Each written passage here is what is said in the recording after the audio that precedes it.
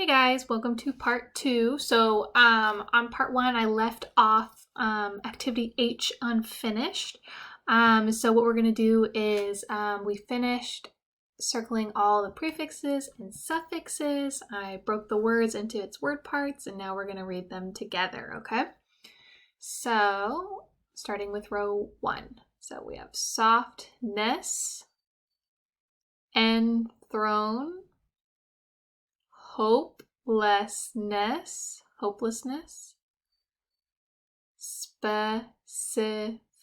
specific, astonish, unfortunate, careless,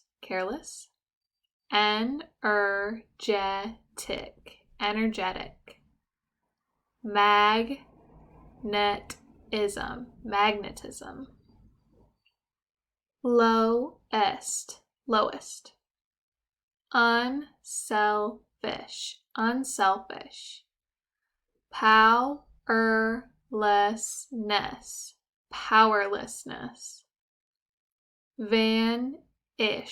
vanish, alarmist,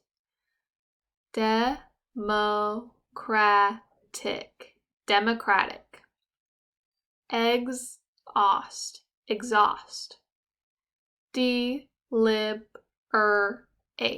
deliberate, completeness, beyond,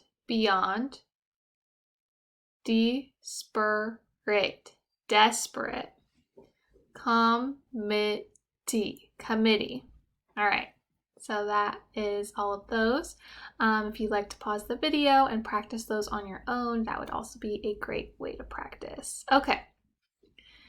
Activity I. So we are talking more about meanings of prefixes and suffixes. We are going to be focusing on the suffix ness. Okay, so when a word ends in ness, it means you know that the word is a noun and it means state or condition of. So sadness is a noun that means someone is in the state of feeling sad. So if you wanted to say, Alice has the condition of being forgetful, you would use the noun forgetfulness, right? So now let's look at items A through C. So it says, look on line 1, a noun that means the state of being soft. So we're going to look on line 1, state of being soft. Which one of these? Softness, correct. Good job. Okay, let's go to B. We're also on line 1. A noun that means the condition of feeling hopeless. You are feeling so sad that you give up hope. So line 1, condition of feeling hopeless. Yep, hopelessness. Good job. Last one, we're going to look on line 6. It says a noun that means the condition of being complete, having all the parts that something needs, such as a robot or a motorcycle having all its parts. So we're going to look on line 6, condition of something being complete.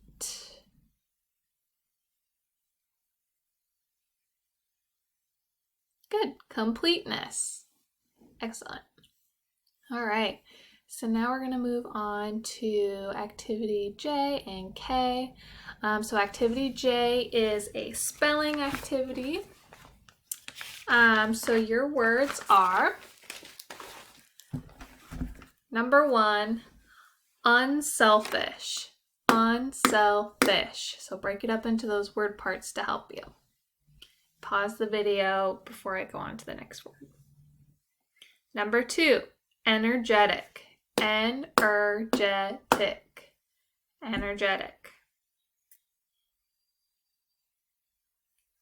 Number 3, powerlessness.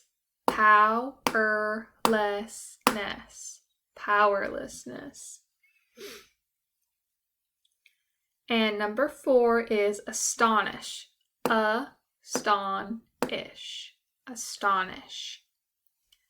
So you can pause the video in between words, pause the video at the end. I'm going to go ahead and reveal the answers. Okay, and this is how you spell the words. So, unselfish, unselfish. Energetic. Powerlessness, powerlessness. Astonish. Great. Okay, so now we are going to move on to the last activity, which is activity K, our academic vocabulary. Okay, so the first word is astonishes. If someone or something astonishes you, they surprise you very much. So for example, if your brother suddenly gave you a gift for no reason at all, you would say, sometimes my brother blank me. Astonishes me, right? So another example is if your sister came home from school and said she would do your chores for you, you would say, sometimes my sister astonishes me. Good job. Okay, next word is energetic. An energetic person has a lot of energy. Energetic activities require a lot of energy. So for example, many groups of people claim to have a lot of energy, but kids running relay races are one of the best examples of energetic, right? Many activities require a lot of energy, but playing football, running aerobic dancing, and riding a bike very fast are the most energetic, right? Okay, next one. So, deliberate. If something you do is deliberate, you decide ahead of time that you're going to do it. So, some examples. If you decide ahead of time to try for excellence in everything you do, then achieving excellence is deliberate. Good. If you decide ahead of time to really pay attention when you're trying to learn something, you are being thoughtful about paying attention. You are being deliberate. Good. So, final word here is desperate.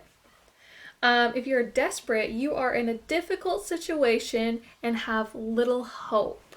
So, for example, if someone has no hope at all, that person feels desperate. Good. If a mouse is running away from a cat, the mouse is probably desperate. Good. Nice job. So let's review the words from last lesson. So we have exclude, exceeds, regret, and comprehend. So I am going to say a sentence that either states the definition or example using the word, or an example that the word would go with, and you choose which word. So first one. So I'm thinking of a word. Something is greater than a certain amount. Something great is greater than a certain amount. Exceeds, correct. Okay, I'm thinking of a new one. To understand what you read. Which one of these means to understand what you read?